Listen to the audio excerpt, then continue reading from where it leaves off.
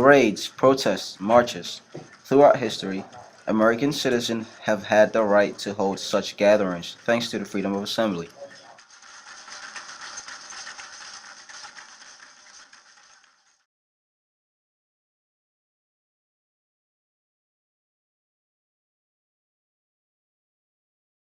Congress shall make no law respecting the right of people peaceably to assemble. This is an excerpt from the First Amendment of the U.S. Constitution, referring to the freedom of assembly. The right to assemble establishes the privilege a person has to gather with others and collectively advocate for or pursue commonly held ideas and interests. The right to assemble is a crucial piece of the First Amendment. It is part of the Bill of Rights, which includes the first 10 amendments to the U.S. Constitution and was instituted to protect people's basic human rights.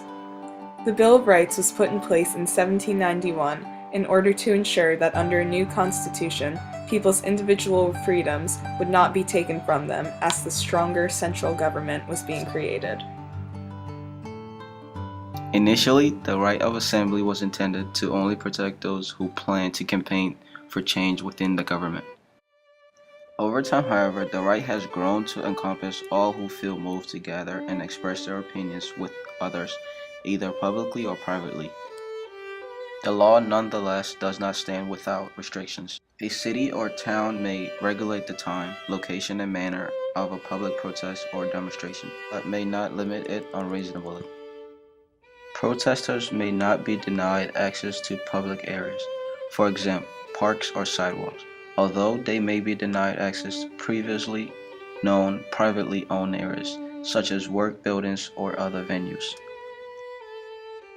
Most local governments request the obtaining of a permit before a march through a public street or an event held with over a specified number of people.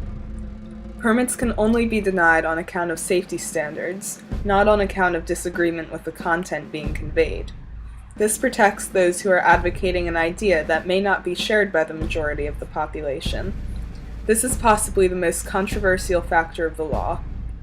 Even if a group's opinion is unpopular, they have the right to demonstrate and petition as they please. For the most part, this positively encourages change within the government and society. As an example, the law protected those involved with many marches and gatherings during the Civil Rights Movement.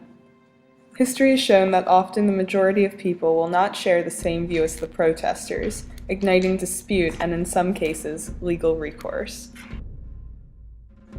This occurred when Frank Collin, the leader of the American Nazi Party, attempted to stage a march in Skokie, Illinois, an area where a significant number of Jews resided, some of whom even survived the Holocaust.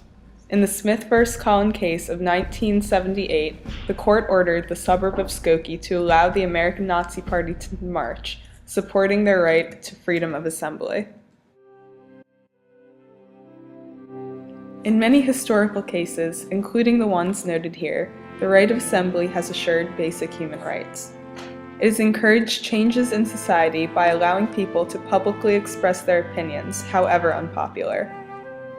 Throughout the history of the United States, the freedom of assembly has protected the right of groups to express their ideas and values, and will continue to do so long into the future.